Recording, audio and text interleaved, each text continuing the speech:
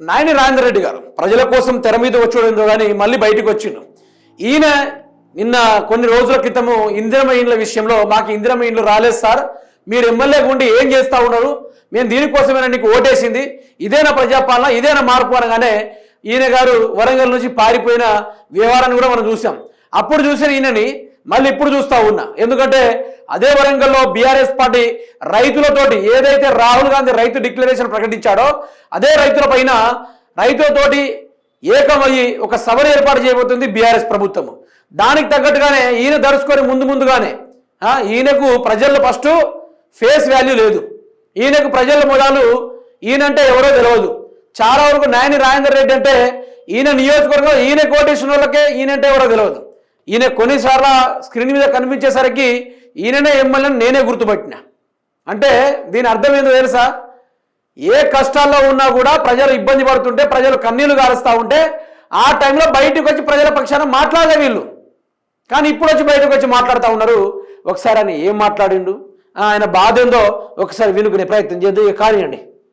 మాట్లాడితే అసహ్యం వేస్తుందా, ఉన్నది వాళ్ళు మిగిలిన అసలు సచ్చిన పాము 4 కుంపలు 4 టైర్లు అయ్యి కారు అల్లుడు బిడ్డు ఆ సీఎం కుర్చీ గురించి కొట్టుకు వస్తాను కదా ఇట్లా వీడికి వచ్చి ఇయ్యట్లేదు అంటారు కదా సభ.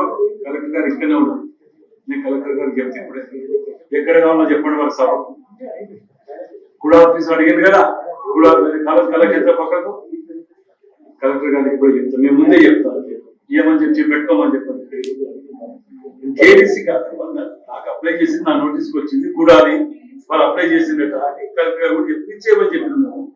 మేమేందుకు ఆపుతామే, వాడు ఉన్నదేది వచ్చేది పోయేది సచ్చేది దాంట్లో సభ పెట్టుకుంటూ వద్దంటామా? దాన్ని అడిగినోడు ఉన్నాడు అసలు ఆ టీఆర్ఎస్ వాడు అడుగుతున్నాడు కదా. మేము బయట విమర్శించడం రాజకీయ విమర్శ అవుతుంది, నీ ఇంట్లో సొంత చెల్లి అసలు నీ పార్టీ పేరు చెప్పడం కదా. బీఆర్ఎస్ఆ ఇంకేముండదు అసలు, నీ పార్టీ పేరు నీకు సొక్కి లేదు, నువ్వు మా మీద విమర్శలు చేస్తున్నావు. ఏమి నువ్వు రైతుల గురించి ఏం పెట్టి ఏం మాట్లాడే చేసేదేమో చెప్పు, మాట్లాడి చచ్చిపోయేది. ఓ ఎమ్మెల్యేవి మొదలు నువ్వు ఒక ఎమ్మెల్యే అయినప్పుడు మాజీ మంత్రివర్యులను మర్యాద ఇచ్చి మాట్లాడుకోవాలనేది సంస్కారం, ఈ తెలంగాణ రాష్ట్రంలో ఉన్న సంస్కారం. నీదే పార్టీ చెప్పురా రాబాయ్, ఏంది రాబాయ్, రారాబాయ్, పోరాబాయ్. ఈయన మొన్న వీడియో వచ్చింది, మాజీ ఎమ్మెల్యే దాస్యం వినయ్ భాస్కర్ గారిని ఏమన్నారంటే, ఈయన ఇంట్లోకి వచ్చి గుడ్డలు కూడా తీసుకొని కొట్టుకుంటా పోతా, ఈయన ఎమ్మెల్యేనా లేకుంటే గూండాయిజం చేస్తున్నాడు అనుకుంటూ అక్కడ వరంగల్ ప్రజలు చాలా వరకు పుకార్లు పుట్టించారు. ఇప్పుడేమో మళ్ళీ బయటకు వచ్చి వాళ్ళు సభ పెడుతుంటే ఈయనకేమో పోస్తుంది నాకు అర్థం కావట్లేదు. సరే వరంగల్ అది ఒక సెంటర్ పాయింట్, ఇట్లా ఇటు ములుగుకి అటు పరకాలకి లేకుంటే ఇటు నల్గొండకి వరంగల్ మహబూబాబాద్ సూర్యాపేట జనగామ ఇటు చుట్టుపక్కలకు అది సెంటర్ పాయింట్, రైతులకి అది ఒక సెంటర్ పాయింట్.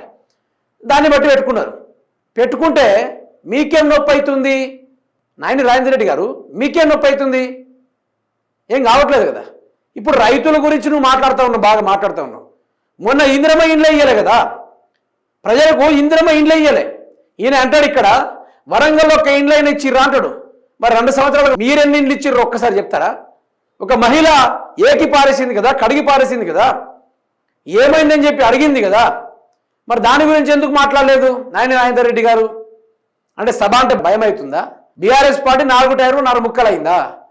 అంటే మీ ఇక్కడ ఏమనిపిస్తుంది అంటే ప్రజలారా, ఏం సమస్య లేదు తెలంగాణ రాష్ట్రంలో, ఏది ఎక్కడ కూడా 33 జిల్లాలు ఉన్నాయి. ఈ 33 జిల్లాలు ఎక్కడ సమస్య లేదా? దేని గురించి ఏది లేదంటూ వీళ్ళు మాట్లాడితే బీఆర్ఎస్ పార్టీ వెనకాల ఎందుకు కొడుతున్నారు? దీనికోసమైనా ప్రజలు ఈయనకు ఓటేసి గెలిపించింది. అసలు నాయని రాజేందర్ రెడ్డి ఎవరు? ప్రజల గురించి ఆలోచించేటోడా? ఉద్యమాల్లో ఉన్నాడా? ప్రజల కోసం ఏమైనా పనులు పడావుగా చేసి పెట్టిండా? ఏం చేసిండు? ఏం చేయలే కదా. ఈయన వల్ల ఏం ఒరిగింది? వరంగల్కి తట్టెడు మట్టి కూడా పోయారు ఇప్పటిదాకా. నాయని రాజేందర్ రెడ్డి తట్టెడు మట్టి కూడా పోయలేదు, ఆయన అభివృద్ధి కూడా చేయలేదు. అంతో కొంత వరంగల్ ఫ్లెక్సీలు ఉంటాయి తప్ప దాన్ని మించింది మరొకటి ఏది కూడా ఉండదు. ఆయనతోటి అయ్యింది లేదు, ఆయనతోటి ఒరిగింది లేదు, ఆయనతోటి అయ్యబోయేది లేదు, ఆయనతోటి కాబోయేది కూడా లేదు. మీరు పట్టున ఇప్పటికి సభ పెడితే 10 మంది కూడా రారు. ఇంకోటి చెప్తున్నా నాయని రాజేందర్ రెడ్డి గారు, మీరు రాబోయే రోజుల్లో చరిత్ర చెప్తా వినండి. 2028 రాజకీయ అసెంబ్లీ ఎన్నికల్లో మీకు గుండు సున్నా రాబోతుంది. మీ తోడు తిరిగే అనుచరులు కూడా మీకు ఓటేయరు.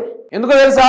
మార్పు మామూలు మార్పు కాదు, అసలు నాయని రాజేందర్ రెడ్డి అంటే ఎవరో తెలియని మనిషిని ఈరోజు ప్రజలు ఓటేసి ఎందుకు గెలిపించారో తెలుసా? అది కూడా కాంగ్రెస్ ఒక గాలి, ఆ గాల్లో వచ్చారు తప్ప మీ చేస్మని చూసేవారు రాలే, ఫేస్ని చూసేవారు రాలే. ఎగ్జాంపుల్ ఇక్కడ వినయ్ భాస్కర్ గురించి మాట్లాడుకుందాం. ఉద్యమాలను హీట్ ఎక్కించిన నాయకుడు అంటారు ఇప్పటికైనా. వరంగల్లో ఉద్యమాన్ని ఒక రేంజ్లో మంట ఎట్లా వెలుగుతుందో జ్వాల లేక రగిలించిండు ఆయన. వినయ్ భాస్కర్ అంటే చంద్రబాబు నాయుడు సాయంత్రం చెమటలు పడతాయి ఇప్పటిదాకా. అట్లాంటి ఉద్యమాన్ని సాగించే నాయకుడు ఆయన. ఆయనకంటూ ఒక ఓటు పడుతుందో లేకుంటే రాబోయే రోజుల్లో ఆయన అదృష్టంలో కూడా ఆయన గెలిస్తే ఆయన గెలుస్తాడు. రాబోయే రోజులు మాత్రం మీరు మాత్రం గెలవరు పక్కాగా. ఇప్పుడు కేటీఆర్ గారు వాళ్ళు అందరూ వరంగల్ ఉమ్మడి నాయకులందరూ కలిసి నేతలందరూ కలిసి సభలు పెడతా ఉన్నారు. మీరు రైతు బంధు ఇచ్చిర్రా? మీరు రాహుల్ గాంధీ అదే వరంగల్ గడ్డ మీదకి వచ్చి రుణమాఫీ చేస్తున్నామని చెప్పి రైతు డిక్లరేషన్ పెట్టిపోయినా ఆ డిక్లరేషన్ పోయింది. ఒట్టులు పెట్టిన ఆ రేవంత్ రెడ్డి మాటల యొక్క రైతు రుణమాఫీ ఎడిపోయింది. దాని గురించి ఏమైనా మాట్లాడుతున్నా నాయన రాజేంద్ర రెడ్డి గారు? నీ నియోజకవర్గంలో ఎన్ని ఇండ్లైన్ ఇచ్చినావా ఇప్పటిదాకా? ఒక్క ఇండ్లైనా నేను ఇన్ని ఇండ్లు ఇచ్చినా అని చెప్పుకోవడానికి ఏదైనా ఉందా నీ దగ్గర ప్రూఫ్? ఏది కూడా లేదు. అంతే అర్థం చేసుకోవాలి. జల్సాలు చెప్తారు అందరు కలిసి. అందులో నాయన రాజేంద్ర రెడ్డి ఏదైనా కేటీఆర్ బయటకు వస్తున్నాడంటే మాట్లాడుతూ ఉన్నాడు. ఆయన స్థాయి నీది కాదు. ఫస్ట్ నీకు మాట తీరు మంచిగా ఉండదు, నీకు ఇంగ్లీష్ రాదు, నీకు కరెక్ట్ హిందీ రాదు, నీకు పరిపాలన రాదు. వరంగల్ ప్రజలు అసలు ఎంతమంది ఉన్నా కూడా నీకు లెక్క తెలియదు. ఓన్లీ పన్నుల మీద పైసలు లెక్క పెడుతున్నావు తప్ప అభివృద్ధి పరంగా ప్రజల యొక్క సమస్యలు లెక్క పెడతలేవు ఎక్కడ కూడా. ఇప్పుడు నువ్వు ఇండ్లు గురించిన కథ తెలియదా? లేకుంటే భద్రకాల్లో జరిగిన 100 కోట్ల స్కామ్ తెలియదా? ఇవన్నీ తెలియదా నాయన రాజేంద్ర రెడ్డి గారు? ఎందుకంటే ఇవన్నీ దేనికోసం మాట్లాడతారు? మీరు మీ నియోజకవర్గ ప్రజల గురించి మాట్లాడాలి, రేవంత్ రెడ్డి గురించి గొప్పగా మాట్లాడుకోవాలి. మహా అయితే నీ ప్రజలు నీకు ఓటేశారు కదా, దాని గురించి పలు అభివృద్ధి కార్యక్రమాలు పెట్టుకోవాలి. అవన్నీ పెట్టుకోవాల్సిన వదిలేసి ఇంకా ఎన్నేళ్ళు మీరు కేటీఆర్ కేసీఆర్ పడతారు? ప్రజలు మిమ్మల్ని కేటీఆర్ గురించి మాట్లాడతారని మీకు ఓటేయలే, మీ మొహాలు కూడా చూడకుండా ఓటేసారు కదా. మరి దానికోసం మీరేం చేస్తూ ఉన్నారు? కాబట్టి ఓ పొలైట్నెస్గా, ఓ పొలిటికల్ లీడర్గా, ఓ పద్ధతిగా మాట్లాడండి. ఇప్పుడు వినయ్ భాస్కర్ గారు కౌంటర్ ఇస్తారు. ఎంత పద్ధతిగా, ఎంత చకాచక్యంగా మాట్లాడతారు ఆ మనిషి. ఆ విధంగా మాట్లాడు మీకు రాదా? వాడు వీడు గుడ్డ ఉడదీసి కొడతా, ఇంట్లోకి వచ్చి ఉరుకొచ్చి కొడతా. ఇంత ఫైర్ ఉన్న ఎమ్మెల్యేలు కాదు, పాకిస్తాన్ బోర్డర్ కాడ ఉండాలి గన్నులు పట్టుకొని. తెలంగాణ భద్రతకైన పనికి వస్తారు. సో కాంగ్రెస్ పార్టీ వాళ్ళకు లెక్కని చెప్పాలంటే కింద తడిసిపోతుంది, పాయింట్లు తడిసిపోతుంది.